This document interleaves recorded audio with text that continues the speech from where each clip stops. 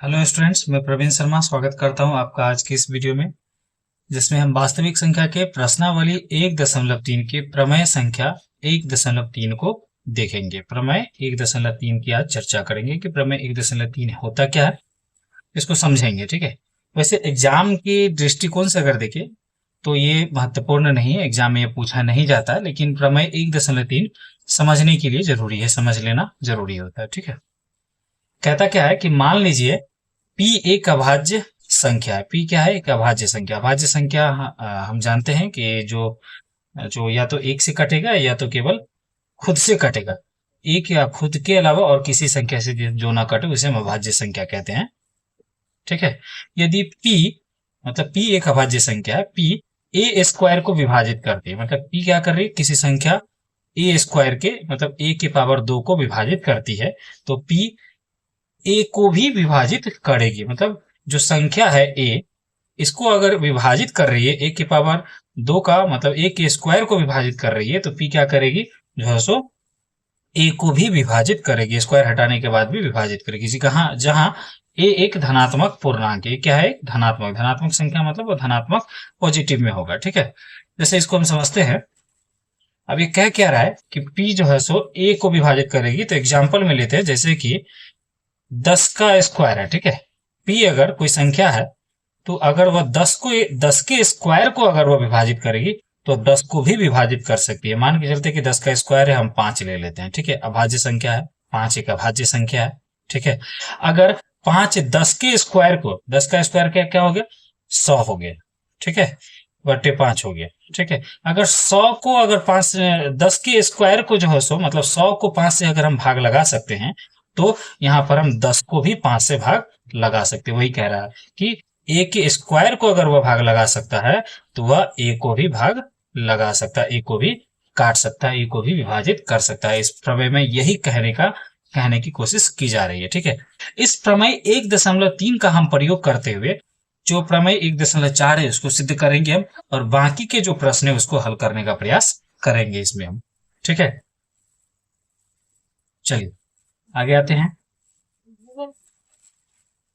अतः प्रश्नावली 1.3 का प्रमेय 1.4 है, जो कहता है √2 एक अपरिमेय संख्या है। इसमें हमें सिद्ध क्या करना है कि √2 एक अपरिमेय संख्या, इसे साबित करना है। ठीक है।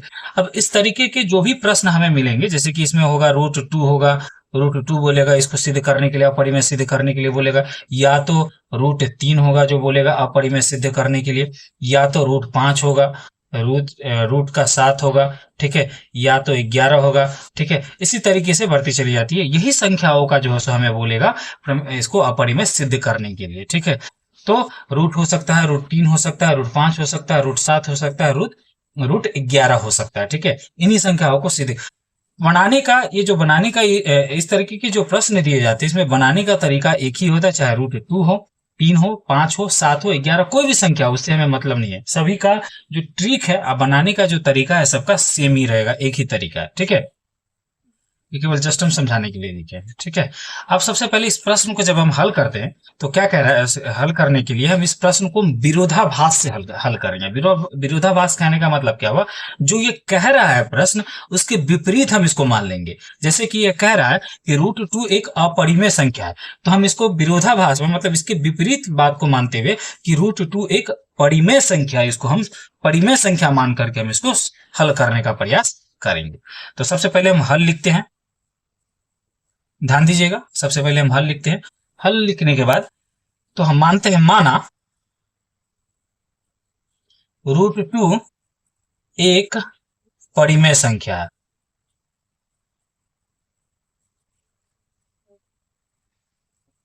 √2 क्या है? एक परिमेय संख्या। हमने मान लिया क्या कि इसको विरोध कर दिए, इसका विरोधाभास करते हुए जब यहां पर अपरिमेय कहा गया था, हमने इसको परिमेय मान लिया।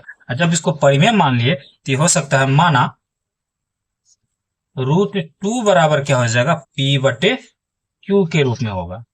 अपरिमेय है तो जाहिर सी बात है वो P/Q के रूप में होगा। ठीक है। जहां पर क्या होता है कि Q बराबर नहीं होता है, क्या 0 के बराबर नहीं होता है, और P एवं Q सह अभाज्य होता है। क्या होता है? सह अभाज्य होता है। P एवं Q सअभाज्य है। अब सवाल ये आता है कि सअभाज्य क्या है। ठीक है, सअभाज्य ऐसी संख्या को कहते हैं जिसका एचसीएफ क्या होता है, एचसीएफ जो है उसका 1 होना चाहिए। ठीक है, जैसे कि 3 है और 5 है, ये दोनों सअभाज्य संख्या, ये लिखना नहीं है, समझाने के लिए केवल ये लिख रहे हैं कि 3 और 5 क्या है, सअभाज्य संख्या। क्यों? क्योंकि 3 और 5 का जब भी एचसीएफ निकलेगा तो यह 1 आएगा। ठीक है, इसीलिए इसे हम सअभाज्य संख्या कहते हैं। तो जबकि ये परिमेय संख्या है तो यह सअभाज्य आना चाहिए। ठीक है, अगर यह सअभाज्य नहीं आएगा तो यह सिद्ध हो जाएगा कि यह अपरिमेय संख्या है। चलिए इसके आगे के हम प्रोसेस को करते हैं। ठीक है, देखिए √2 बराबर P बट्टे Q हो गया। ठीक है, तो इसको हम क्या करते हैं, इसको इधर ले आते हैं। ये जो गुना में है, ये भाग में है, तो इधर आने के बाद गुना में आ जाएगा, तो ये हो जाएगा √2Q बराबर P हो जाएगा। ठीक है, तो यहां से Q बराबर क्या हो जाएगा, Q बराबर हो जाएगा P बटे √2 हो जाएगा, क्योंकि ये इसके साथ Q के साथ √2 गुना में है, तो बराबर की साइड आने के बाद यह फिर भाग में आ जाएगा। ठीक है, अब क्या करेंगे कि हम इसका वर्ग करेंगे। वर्ग करने पर क्या हो जाएगा, Q² बराबर हो जाएगा P का स्क्वायर बटे √2 का स्क्वायर। √2 का जो स्क्वायर हम करेंगे तो ये क्या हो जाएगा, Q² ही आएगा बराबर P² हो जाएगा। रूट से स्क्वायर से रूट कट जाता है, स्क्वायर से क्या होता है, रूट कट जाता है, तो क्या बचेगा, 2 बचेगा। ठीक है, ये हो गया हमारा समीकरण नंबर 1 हो। ठीक है, इसको हम समीकरण नंबर 1 मान लेते हैं। ठीक है, अब आगे आते हैं। क्या कहता है कि चूंकि Q एक पूर्णांक संख्या, Q एक पूर्णांक है। आप कहेंगे कि Q कैसे पूर्णांक है, कि जो सअभाज्य संख्या जो है, ये जो Q ये P एवं Q की हम बात कर रहे हैं, परिमेय संख्या है, तो परिमेय संख्याओं में पूर्णांक संख्याओं का ही उपयोग होता है, इसीलिए Q एक क्या है, पूर्णांक है। जब Q अगर पूर्णांक होगा तो Q का स्क्वायर भी क्या होगा, पूर्णांक ही होगा। Q² भी पूर्णांक होगा। समझ में आ रही है? जब Q² भी पूर्णांक होगा तो P², इसीलिए P का पावर 2 बट्टे 2 ये भी क्या होगा, पूर्णांक होगा।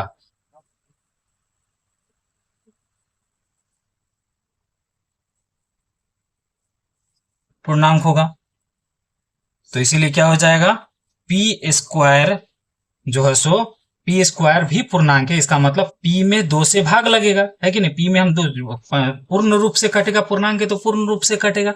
ठीक है, तो यह जो है सो जैसे कि प्रमेय 1.3 में हमने समझा कि जो है सो P के स्क्वायर में जो है सो अगर हम भाग लगा सकते हैं अभाज्य संख्या से, तो P में भी हम भाग लगा सकते हैं। तो P के स्क्वायर अगर 2 से, P का स्क्वायर P का पावर 2 से भाज्य है, इसलिए P भी 2 से भाज्य है। P भी 2 से भाज्य है। P भी 2 से क्या है, भाज्य है। P भी क्या हो जाएगा, 2 से भाज्य होगा। तो माना जब P 2 से भाज्य होगा तो हमने माना P बट्टे 2, मतलब P में 2 से भाज्य लिखा हुआ है तो P में 2 से भाग लगेगा। तो हम P में अगर हम 2 से मान के चलते हैं कि P में अगर हम 2 से भाग देंगे तो कुछ भी संख्या हो सकती है। Q1 हम मान लेते हैं, कोई भी संख्या Q1 आ गया। ठीक है, Q1 एक पूर्णांक हो जाएगा। Q1 क्या हो जाएगा, एक, तो यहाँ लिखेंगे Q1 एक पूर्णांक है, क्योंकि पूर्ण रूप से भाग लगेगा, पूर्णांक है।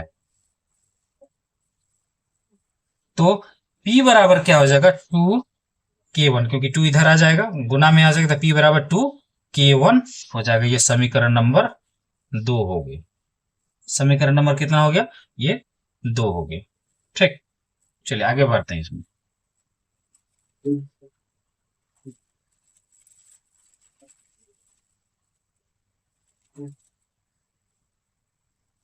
चलिए अब क्या करते हैं, हम समीकरण जो 1 का मान है उसको 2 में रखते हैं। लिखते हैं कि समीकरण 1 का मान दो दो में रखने पर, दो में रखने पर, ठीक है। तो ये हो जाएगा क्यू स्क्वायर बराबर हो जाएगा 2k1 बटे 2 हो जाएगा, 2k1 बटे 2 हो जाएगा, ठीक है। तो ये हो जाएगा क्यू स्क्वायर बराबर हो जाएगा 2 का पावर हो जाएगा 4, k1 हो जाएगा बटे में 2 होगा, ठीक है। तो ये हो जाएगा आपको क्यू स्क्वायर बराबर हो जाएगा 2 दूनी 4, 2 से 2 कटेगा, ठीक है। तो ये हो जाएगा आपको 2 का पावर 2k 2k का पावर स्क्वायर हो जाएगा, ठीक है। तो इस तरीके से हो जाएगा, यहाँ पर ये k1 हो जाएगा, ठीक है।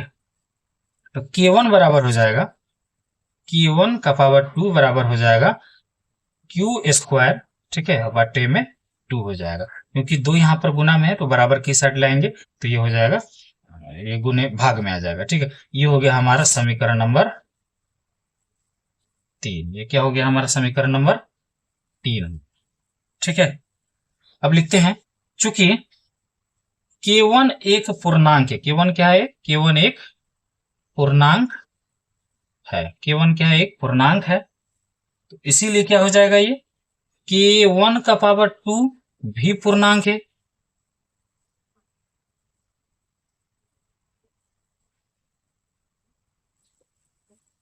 पूर्णांक है, तो इसीलिए क्या हो जाएगा, क्यू स्क्वायर बटे 2 भी पूर्णांक होगा,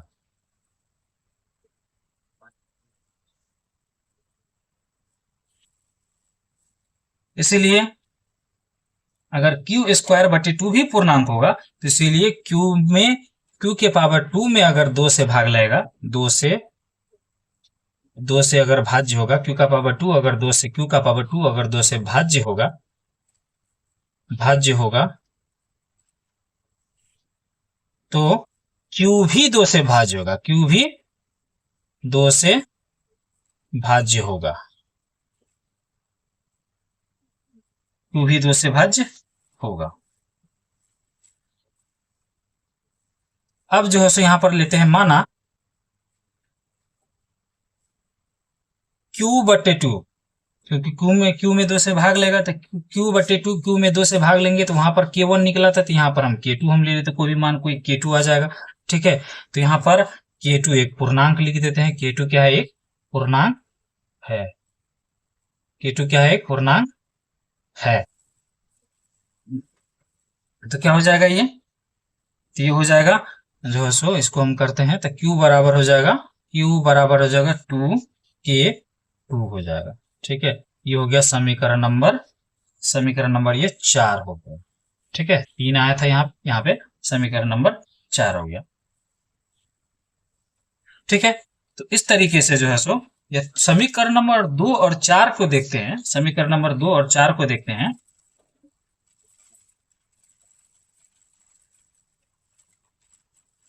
और समीकरण 2 और 4 को देखते हैं, समीकरण नंबर 2 कहां पर है, समीकरण नंबर 2 यहाँ पर 2k1 हो गया और यहाँ पर 2k2 हो गया। समीकरण 2 एवं 4 को देखते हैं, समझने के लिए लिखते हैं यहाँ पर, जैसे कि यहाँ पर p का पावर यहाँ पर देखते हैं, ये समझाने के लिए लिखते हैं कि 2k1 है, ठीक है। और यहाँ पर p का पावर, q का पावर क्या निकला है, यहाँ पर q का पावर निकले, q का वैल्यू निकला है, गुणनखंड निकला है 2k2 निकला। यहाँ पर कुछ कॉमन दिख रहा है, यहाँ पर 2 कॉमन दिख रहा है, ठीक है, 2 कॉमन दिख रहा है, जबकि हमने समझा है कि अगर यह परिमेय संख्या होगा, तो यह सौभाज्य संख्या होगा, ठीक है। लेकिन यह सौभाज्य संख्या नहीं हो रहा, सौभाज्य संख्या ने कहने का मतलब हुआ कि इसका एचसीएफ 1 आना चाहिए, लेकिन इसका एचसीएफ यहाँ पर 2 आ रहा है, ठीक है। जबकि इसका एचसीएफ 2 आ रहा है तो यह सौभाज्य हुआ नहीं, और सौभाज्य हुआ नहीं तो यह परिमेय होगा नहीं, ठीक है। तो इसमें हम लिखेंगे, ये लिखना नहीं है, ठीक है, ये समझाने के लिए हमने लिखा है, तो इसमें हम लिखेंगे,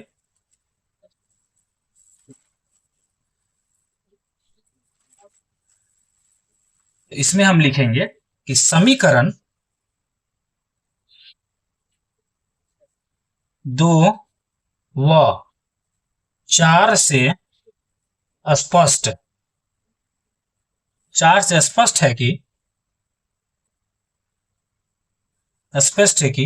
2 पी व क्यू का एक उभयनिष्ठ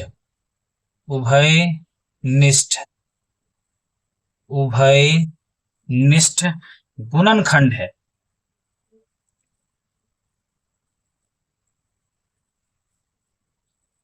उभयनिष्ठ गुणनखंड है। अतः P एवं Q सह अभाज्य नहीं है। P एवं Q सह अभाज्य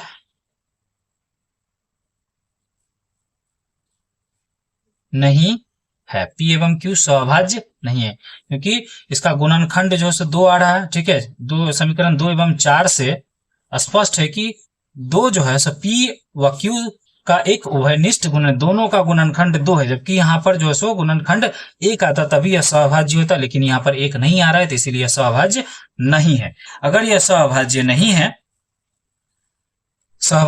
है, जो कि हमारी पूर्व कल्पना का विरोधाभास है। हमने कल्पना किया कि यह परिमेय संख्या है, ठीक है, जबकि अब इसका विरोध कर रहा है कि यह परिमेय नहीं है, सहअभाज्य नहीं आया तो यह विरोध कर रहा है, सहअभाज्य नहीं है।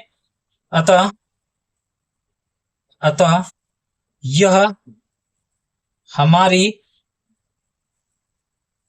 पूर्व कल्पना का, हमने जो कल्पना किया, कल्पना का विरोधाभास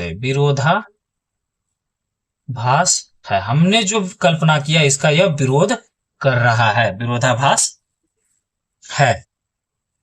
अतः तब हम आगे लिखेंगे, अतः √2 एक